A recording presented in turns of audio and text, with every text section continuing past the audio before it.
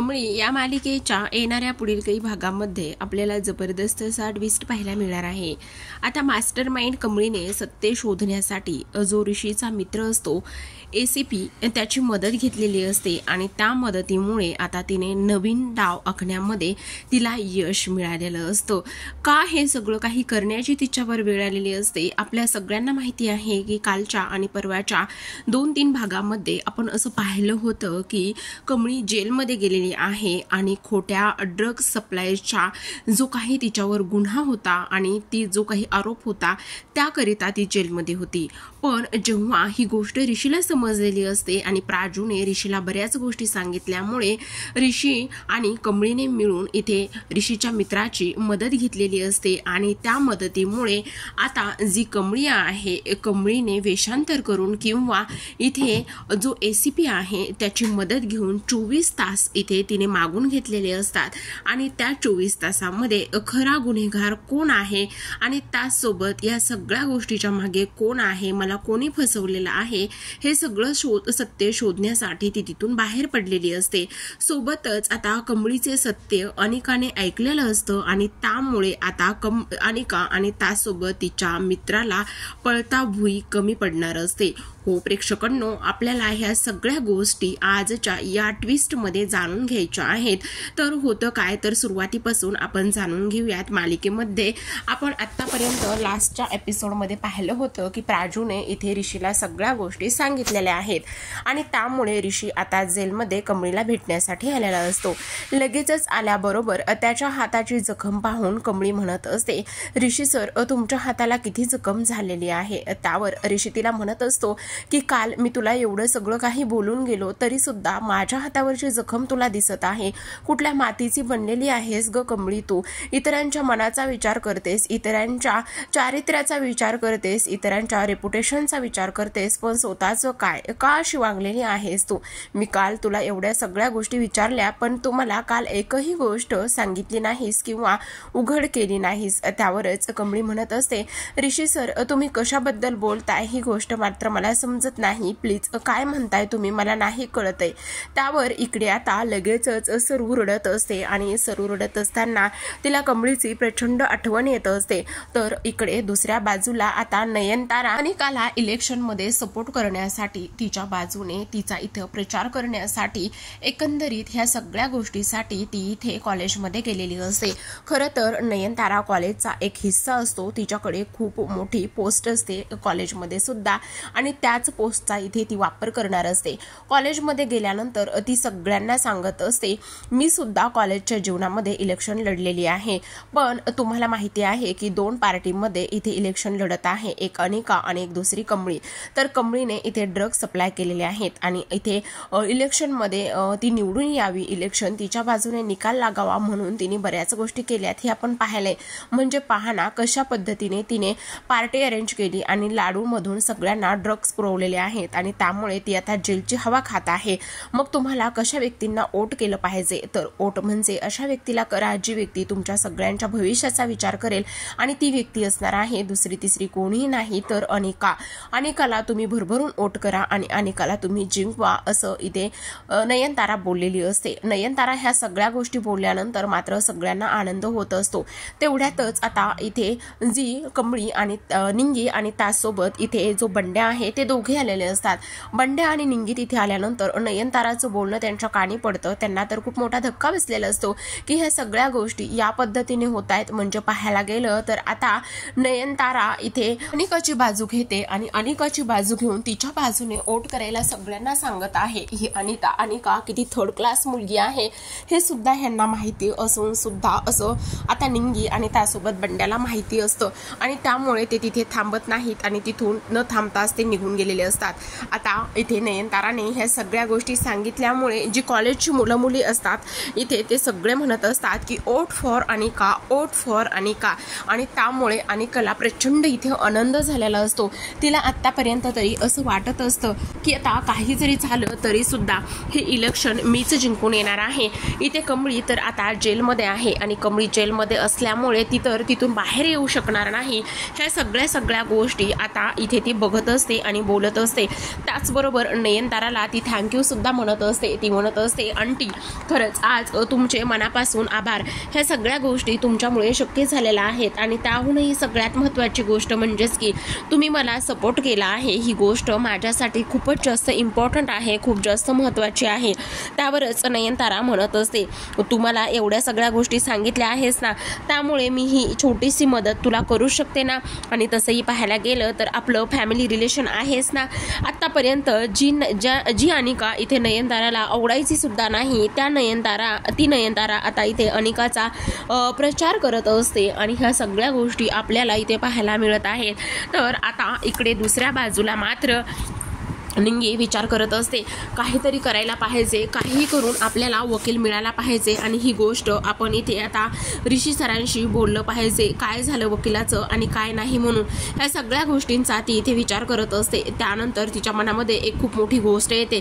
ती म्हणत असते, आत्ता जरी ह्या सगळ्या गोष्टी अशा पद्धतीने होत असल्या तरीसुद्धा आपल्याला एका गोष्टीचा विचार करावा लागेल असं ती म्हणत असते. इकडे मात्र जेव्हाच राजनला त्याची चूक लक्षात आलेली असते आणि त्याची चूक लक्षात आल्यानंतर आता राजन लगेचच इकडे पोलीस स्टेशनमध्ये निघालेले असतात, कारण त्यांना पोलीस स्टेशनमध्ये जाऊन जी चूक झालेली आहे ती चूक इथे सुधारायची असते. जेव्हा ते पोलीस स्टेशनमध्ये जातात आणि पोलीस स्टेशनमध्ये गेल्यानंतर ते इथे बोलत असतात की काल इथे माझं वॉलेट चोरलं होतं आणि तेव्हा तुम्ही एका लेडीजला इथे घेऊन आलेला आहात. आता तेव्हाच ह्या गोष्टी बोलल्यानंतर इथे पोलीस सांगत असतात, हो तिला मी अटक केलेली आहे, पण आत्तापर्यंत त्या शहाणीनं एक तोंडही उघडलेलं नाहीये किंवा काहीच बोललेली नाहीये. लवकरच ती ह्या सगळ्या गोष्टी बोलेल आणि एकदा का ती ह्या सगळ्या गोष्टी बोलल्या की मग तुम्हाला आम्ही सगळ्या गोष्टी इथे सांगू. त्यावर राजन म्हणत असतो, सॉरी मला माफ करा, खरं तर ह्या पॉईंटला मी येऊन तुमच्याशी आत्ता बोलायला लागलेलो आहे, कारण जे वॉलेटच्या इथे ह्या गोष्टीसाठी तुम्ही तिला अटक केली होती ते वॉलेट माझ्या गाडीतच सापडलेलं आहे. त्यामुळे एखाद्या निर्दोष व्यक्तीला इथे शिक्षा होऊ नये म्हणून मी इथे आलेलो आहे असं राजन इथे बोलत असतो. आता राजन ह्या गोष्टी इकडे बोलत असतो तर आता लगेचच सरूला तिथून बाहेर काढण्यात आलं आणि सरूला बाहेर काढण्यात आल्याबरोबर सरूने पूर्ण चेहरा जो आहे तो पूर्ण चेहरा इथे झाकून टाकलेला असतो, जेणेकरून तिला कोणीही ओळखू नये. इथे दुरूनच सरू पाहत असते. दुरूनच सरूने पाहिल्यानंतर तिच्या मनामध्ये विचार येतो की बापरे, ह्या सगळ्या गोष्टी म्हणजेच इथे हे मला परत शोधत इथंपर्यंत आलेले आहेत की काय. नाही, काही जरी झालं ना तरी सुद्धा इथे आता मला थोडंसं शांत राहायला पाहिजे आणि गप्प बसायला पाहिजे असा इथे ती विचार करत असते. आता इकडे राजन जेव्हा जाऊन पोहोचतो तेव्हा सरू येते आणि सरू आल्यानंतर इथे तिला विचारण्यात येतं की इकडे पण सरू काहीच बोलत नाही आणि सरूची लगेचच राजन इथे बेल करतो. आता सरूची राजनने बेल केल्यानंतर सरूला प्रचंड आनंद होत असतो, पण राजन तिला बोलण्यासाठी जातो पण सरू मात्र काहीच बोलत नाही आणि तिच्या मनामध्ये एक ना अनेक इथे विचार सुरू असतात. ती म्हणत असते, नाही आत्ता जर मी ह्यांच्यासमोर गेले आणि ह्यांनी मला जर ओळखलं तर खूप मोठा प्रॉब्लेम होईल, काही करून मला इथून जायला पाहिजे आणि माझ्या कमळीला ह्या अंजान शहरामध्ये शोधायला पाहिजे असं ती बोलत असते. इकडे आता ऋषी कमळीशी बोलत असतो आणि तेव्हा इथे ऋषी म्हणत असतो, खरं तर त्या सगळ्या गोष्टीसाठी तू मला माफ कर. त्यावर आता कमळी म्हणत असते, सर प्लीज नका माफी मागू आणि त्या अनिकाच्या मित्राला तर मी सोडणार नाही असं सुद्धा इथे तो बोलत असतो. त्यावरच आता ह्या सगळ्या गोष्टी इथे कशा पद्धतीने हँडल होतील हे आपल्याला इथे आणि सगळं सत्य कसं समोर येईल हे शोधायला पाहिजे.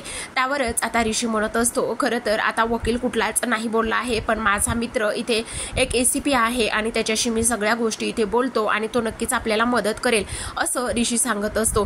त्यावरच आता इकडे कमळी म्हणत असते, खरं तर इकडे ना प्राजू खूप घाबरलेली होते आणि घाबरल्यामुळे तिनं हे सगळं सत्य सांगितलेलं आहे असं ऋषीने सांगितल्यानंतर आता कमळी म्हणत असते, हो अगदीच बरोबर आहे, भीतीमुळे माणूस नक्की खरं काय हे सगळं काही बोलू शकतो आणि सगळं सत्य बाहेर येऊ शकतं. त्यावरच ऋषी म्हणत असतो, नेमकं तुला काय म्हणायचं आहे कमळी, मला जरा स्पष्टपणे सांगशील का. त्यावरच कमळी म्हणते, सर मला तुमच्या ACP मित्राशी प्लीज भेट घडवून द्या ना, मला त्यांच्याशी थोडा वेळ बोलायचा आहे. त्यावर ऋषी हो म्हणत असतो आणि लगेचच त्याच्या मित्राला फोन करतो आणि ज्या जेलमध्ये कमळी असते तिथे त्याला बोलावून घेतो. तिथे बोलावून घेतल्यानंतर आता कमळी म्हणत असते, प्लीज मला फक्त एक 24 तासाचा वेळ द्या आणि 24 तास दिल्यानंतर मी सत्य काय आहे ते शोधून आणते. मला 24 तासासाठी प्लीज ह्या जेलमधून बाहेर काढा, माझी रिक्वेस्ट रिक्वेस्ट आहे तुम्हाला, मी खरी आहे, माझ्याकडे सच्चेपणा आहे आणि मी हे काहीच केलेलं नाहीये, मला ह्या सगळ्या गोष्टींमध्ये इथे फसवलेलं आहे, असं कमळी त्या इथे ऋषीच्या मित्राला बोलत असते. त्यावरच तो मित्र बोलत असतो, हे बघा गुन्हेगारांना असं बाहेर सोडणं खूप चुकीचं आहे. त्यावरच कमळी म्हणते, सर प्लीज, माझ्यावरचा अजून गुन्हा सिद्ध झालेला नाहीये, प्लीज तुम्ही मला थोडंसं समजून घ्या ना, आणि जर इथे तुमच्या हाती काही लागत नसेल तर मला माहिती कशा पद्धतीने शोधायचंय आणि काय करायचंय ते, फक्त तुम्ही माझी थोडीशी मदत करा. त्यावरच तो म्हणत असतो, ठीक आहे मी तुला सोडतो. त्यावर कमळी म्हणते, हो सर पण आणखी एक मदत हवी. त्यावर तो म्हणतो, आणखी काय? त्यावरच कमळी आता म्हणत असते, हे बघा मी जेव्हा इथून बाहेर पडेल तेव्हा तुम्ही एक सनसनीत न्यूज बनवा, अशी न्यूज बनवा की त्यामुळे ज्या लोकांनी हे कृत्य केले आहे ते घाबरतील.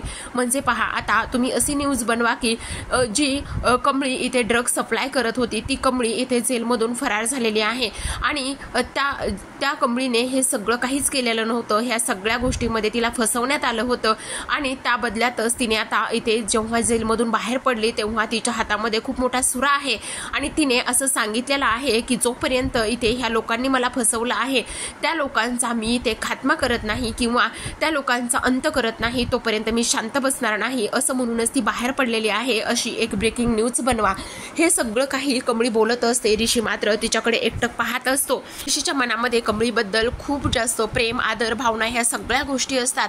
आतापर्यंत एक मैत्रीण म्हणून तो पाहत होता, पण हळूहळू तिच्या प्रेमात सुद्धा तो पडलेला असतो, कारण कमळी आहेच तेवढी खरी आणि त्याचबरोबर तिचा तो सच्चपणा, निडरपणा. आता ह्या सगळ्या गोष्टी इथे सांगितल्यानंतर ACP आणि त्याचबरोबर ऋषी ह्या सगळ्या गोष्टीचे अरेंजमेंट करतात. आता कमळीच्या अंगावरती एक शॉल दिली जाते आणि तिला बाहेर सोडण्यात येतं, जेणेकरून तिला कोणी ओळखू नये. आता जेव्हाच कमळी तिथून बाहेर पडत असते तेव्हा तिच्या अपोजिट साईडला अगदीच सुरू असते, दोघींची खूप जास्त चुकामुक होत असते. त्यावरच कमळी विचार करत असते, हे देवी आई, हे तळजा आई, इथे मी हे सगळं बरोबर करत आहे ना, मला मार्ग दाखव. आणि त्यासोबत आता मी खरी आहे, मी सच्ची आहे, ह्या ज्या लोकांनी मला इथे फसवण्याचं काम केलेलं आहे ना त्या लोकांना मला चांगला धडा शिकवायचा आहे आणि त्याचबरोबर जे खरं आहे, जे सत्य आहे ते मला इथे सगळ्यांसमोर आणायचं आहे, असं सुद्धा आता इथे ती बोलत असते. आणि ह्या सगळ्या गोष्टी इथे तिनं बोलल्यानंतर आता लगेचच ती तिथून बाहेर पडण्याचा निर्णय घेते. आता जेव्हाच ती तिथून बाहेर पडते तेव्हा मात्र रस्त्याने ती फिरत असते. ती रस्त्याने फिरत असताना आता इकडे मात्र अनिका आणि तिचे मित्रमैत्रिणी कॉलेजमध्ये असतात आणि कॉलेजमध्ये असताना सगळ्यांच्या मोबाईलवरती एक मेसेज शो होत असतो. सगळेजण तो मेसेज इथे ओपन करून पाहतात. आता सगळेजण तो मेसेज इथे ओपन करून पाहिल्याबरोबर त्यांना धक्का बसतो, कारण कमळी ही जेलमधून फरार झालेली आहे आणि ज्या लोकांनी तिला इथे ह्या सगळ्या गोष्टीमध्ये फसवलेलं आहे त्या लोकांना ती इथे चांगलाच धडा शिकवणार आहे आणि आता चांगलाच हातामध्ये सुरा घेऊन ती बाहेर पडलेली आहे, असं इथे ती बोलत असते. तेवढ्यातच तिथे निंगी आणि त्याचबरोबर बंड्या सुद्धा असतात. ह्या सगळ्या गोष्टी ऐकल्यानंतर अनिकाची चांगलीच वाट लागणार असते, सोबतच त्या मित्राची सुद्धा, कारण जो मित्र अनिकाचा आहे त्याने ते प्राजू सोबत जबरदस्ती केलेली होती आणि प्राजू सोबत जबरदस्ती करत असताना कमळीने त्याला रंगेहात पकडलं होतं, चांगला धोतला होता आणि त्यामुळे आता जर कमळी इथे आली आणि कमळीने ह्या सगळ्या गोष्टी आपल्यासोबत केल्या, आपल्याला त्रास दिला, आपल्याला मारून टाकलं आणि आपणच तिला ह्या सगळ्या गोष्टीमध्ये फसवलं आहे, ही गोष्ट मात्र ती सगळ्यांसमोर आली तर मग आता काही खरं नाहीये असं सगळ्यांना वाटत असतं. तेवढ्यातच आता निंगी म्हणत असते, बापरे कमळी जेलमधून बाहेर पडली आहे, बाहेर सुटली आहे, हे कसं शक्य आहे? सुटली तर सुटली, बापरे लास्ट टाइम सुद्धा तिने गावाकडे असताना असंच काहीसं केलं होतं, म्हणजे जेव्हा ती इथून जेलमधून बाहेर पडली होती आणि जेव्हा आता सुद्धा तसंच करेल, जेव्हा ती गावाकडे तिच्यावर आरोप झाले होते तेव्हा सुद्धा कुऱ्हाड घेऊनच तिने त्या लोकांचा खात्मा केला होता आणि त्या लोकांना चांगलीच अद्दल आणि चांगलाच धडा शिकवला होता, असं इथे कमळी बोलत, अशी निंगी इथे बोलत असते कमळीबद्दल. ह्या सगळ्या गोष्टी ऐकल्यानंतर आता तर अनिकाची चांगलीच वाट लागलेली असते. तेव्हा निंगी म्हणत असते, बंड्या बापरे आता ह्या सगळ्या गोष्टी अशा झालेल्या आहेत, मग आता कमळी काय करेल? ज्या लोकांनी तिला इथे फसवलं आहे त्या लोकांचा जीव घेतल्याशिवाय आता इथे ती बहुतेक राहणार नाही, असं निंगी इथे बोलत असते. त्यावर बंड्या म्हणत असतो, हो रे बाबा, मला लास्ट टाइमचं तो सगळा सीन इथे आठवत आहे, कशा पद्धतीने तिने ह्या सगळ्या गोष्टी इथे केल्या होत्या आणि त्या सगळ्या गोष्टी इथे केल्यानंतर आता तर इथे कमळी जेलमधूनच बाहेर पडलेली आहे आणि तिच्या स्वाभिमानाला, तिच्या खरेपणावर इथे ह्या लोकांनी बोट उठवलेलं आहे. आता ज्याने कोणी हे केलेलं असेल ना त्याचं मात्र काहीच खरं नाही, असं निंगी म्हणत असते. त्याचबरोबर आता इकडे अनिका हे सगळं निंगीचं बोलणं ऐकत असते आणि निंगीचं हे सगळं बोलणं ऐकल्यानंतर तिला तर खूपच मोठा धक्का बसतो.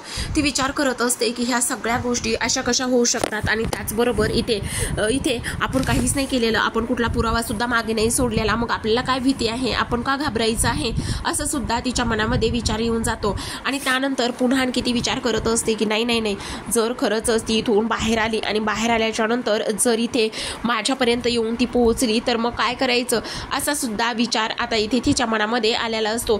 त्यासोबतच आता इकडे जेव्हाच कमळी तिथून बाहेर पडत असते, कमळी बाहेर पडल्यानंतर सरूची तिला खूप आठवण येत असते आणि जर ही गोष्ट माझ्या मायरीपर्यंत जाऊन पोहोचली तर तिला काय वाटेल आणि त्यासोबत इथे ती मला माफ करेल का, पण मी काही चुकीचं केलं नाही आणि कधी करणार सुद्धा नाही, ह्या गोष्टी मात्र तिला चांगल्या माहिती आहेत, असं सुद्धा आता इथे ती बोलत असते. आता ह्या सगळ्या गोष्टी इथे ती बोलल्यानंतर इकडे मात्र दुसऱ्या बाजूला जी सरू आहे ती त्या जेलमधून बाहेर पडते आणि सरू जेलमधून बाहेर पडल्यानंतर आता ज्या ठिकाणी ती चहा वगैरे प्यायली होती त्या ठिकाणी ती जाऊन पोहोचत असते आणि त्या ठिकाणी ती जाऊन पोहोचल्यानंतर आता मात्र सगळ्यात महत्त्वाची गोष्ट, जो मालक आहे तो इथे बोलत असतो की मला माफ करा आणि मी चुकीचा तुमच्यावर इथे आळ घेतला, आरोप केला आणि माझी ही खरंच चूक झालेली आहे. त्यावरच आता सरू म्हणत असते प्लीज तुम्ही नका माफी मागू आणि माफी मागण्याची काहीच गरज नाही आहे, उलट तुम्ही मला इथे कामाला ठेवलं ती माझ्यासाठी खूप मोठी गोष्ट आहे. आता अनिका, तिचा मित्र आणि त्याचबरोबर ती मैत्रीण हे तिघे सुद्धा बाहेर येतात आणि बाहेर आल्यानंतर अनिकाला तिची मैत्रीण म्हणत असते काही म्हण अनिका, पण तुझ्या चेहऱ्यावरचा जो घाबरटपणा आहे तो स्पष्ट दिसतोय. त्यावरच आता इकडे तो सुद्धा खूप घाबरलेला असतो आणि ज्या पद्धतीने तो इथे प्राजूसोबत वागलेला असतो, ज्या गोष्टी केलेल्या असतात त्या सगळ्या गोष्टी इथे तो आता अनिकाला सांगत असतो. त्यावर अनिका चिडते आणि म्हणत असते तू डोक्यावर पडलेला आहेस का, प्राजू कोण आहे, ऋषीची बहीण आहे आणि माझी होणारी नणंद आहे, तू असं तिच्यासोबत का वागलायस, तुझी हिंमत कशी झाली, ह्या सगळ्या गोष्टी इथे तिच्यासोबत करण्याची. तुला सांगितलं होतं मी की इथे प्राजूपासून तू दूर राहा म्हणून, पण तू तिच्या जवळ जाण्याचा प्रयत्न का केलास, असं अनिका त्या मुलाला बोलत असते. त्यावरच तो म्हणत असतो मला तिच्यासोबत बदला घ्यायचा होता, तिनं त्या दिवशी माझ्या कानाखाली मारली होती म्हणून मी ह्या सगळ्या गोष्टी तिच्यासोबत केलेल्या आहेत. त्यावरच आता इकडे अनिकाची मैत्रीण म्हणत असते पण हे सगळं अनिकाने केलेलं आहे हे मात्र नक्की आणि कमळी आता अनिकाला पकडणार. त्यावरच अनिका म्हणत असते मी काहीच नाही केलेलं, हे सगळं तू केलेलं आहेस आणि तुझाच मी इथे बळी देईल वेळ आली तर, समजलं तुला, असं म्हटल्यानंतर आता इकडे खरंच कमळी आपल्याला संपवेल का आणि आपल्याला इथे खरंच आपण ह्या सगळ्या गोष्टी केल्या, ड्रगमध्ये इथे तिला अडकवलेला आहे आणि ह्या मुलाने इथे प्राजूसोबत त्या गोष्टी केलेल्या आहेत, हे सगळं आता सगळ्यांसमोर येईल का, असा इथे अनिकाला आता खूपच जास्त इथे भीतीचा थरकाप सुटलेला असतो. तर इकडे आता दुसऱ्या बाजूला जेव्हा सरू त्या हॉटेलवरती कामाला असते आणि सरू त्या हॉटेलवरती कामाला असल्या कारणाने आता मोबाईलवरती सर्वांच्याच ती ब्रेकिंग न्यूज इथे ओपन होत असते आणि जेव्हा ती सरू समोर ब्रेकिंग न्यूज येईल तेव्हा मात्र काय होईल हे पाहणं खूपच इंटरेस्टिंग असणार आहे. त्याचसोबत सर्वात महत्त्वाची गोष्ट म्हणजेच की आता कमळी जेलमधून 24 तासासाठी बाहेर पडलेली आहे आणि ह्या 24 तासामध्ये आता इथे अनिकाकडून ती सत्य कसं वधवून घेईल, त्याचसोबत स्वतःला ती निर्दोष कसं सिद्ध करेल हे पाहणं खूपच रंजक आणि त्याहूनही तेवढंच इंटरेस्टिंग असणार आहे. कारण कमळीने आता खूप विश्वासात घेऊन इथे ऋषीकडून मदत घेतलेली असते आणि ऋषीने सुद्धा तिच्यावर विश्वास ठेवून त्याच्या मित्रासह मदत घेतलेली असते आणि त्यामुळे आता हे पाहणं खूपच रंजक असणार आहे प्रेक्षकांनो की कशा पद्धतीने आता कमळी ह्या सगळ्या गोष्टी इथे घेऊन अनिकापर्यंत पोहोचेल आणि सगळे पुरावे सगळ्यांसमोर आणेल. पाहूयात येणाऱ्या पुढील काही भागामध्ये. तोपर्यंत तुम्ही आपल्या चॅनलला सबस्क्राईब करा, बेल आयकॉन प्रेस करा आणि ऑलवर क्लिक करा. पाहत रहा कमळी.